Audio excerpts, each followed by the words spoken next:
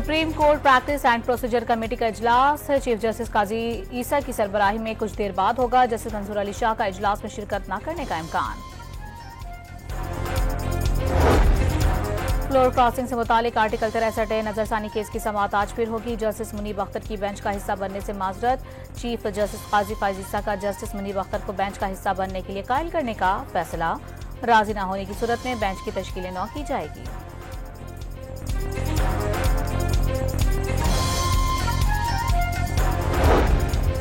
वज़ीर आज़म शहबाज शरीफ की ज़ेर सदारत वफाकी काबीना का इजलास आज होगा। मुल्क की सियासी सूरत हाल पर तबादला ख्याल किया जाएगा। वज़ीरा को वज़ीर आज़म के दौरा अमरीका के हवाले से ब्रीफिंग दी जाएगी।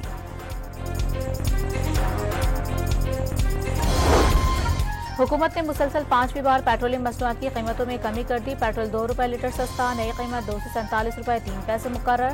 हाई स्पीड डीजल की कीमत में भी 3 रुपये 40 पैसे की कमी, नई कीमत 246 रुपये 29 पैसे हो गई।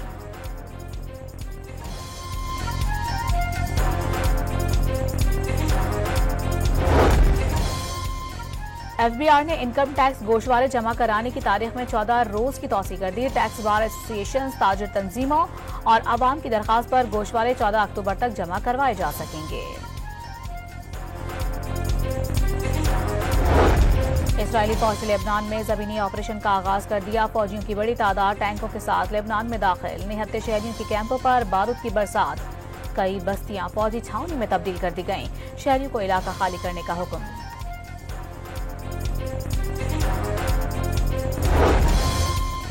हिजबुल्लाह के खिलाफ महदूद कार्रवाई की जा रही है। इसराइल ने अमेरिका को आगाह कर दिया। इसराइल सरहद के करीब हिजबुल्लाह के बुनियादी ढांचे को निशाना बनाया जा रहा है। तर्जुमान अमेरिकी महकमा खारजा का दावा। बरतानी हुकूमत की अपने शहरियों को लेबनान छोड़ने की हिदायत। जर्मनी के बैरूत से सिफारती अमले को बुला लिया।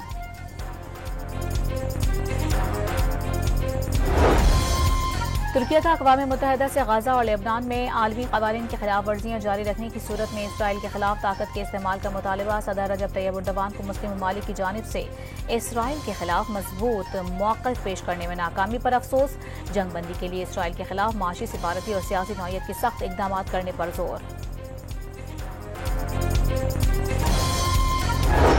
और अमरीका में समुद्री तूफान हेलियन से हलाकतें 132 हो गईं। 6 रियासतों में सैलाबी सूरत हाल।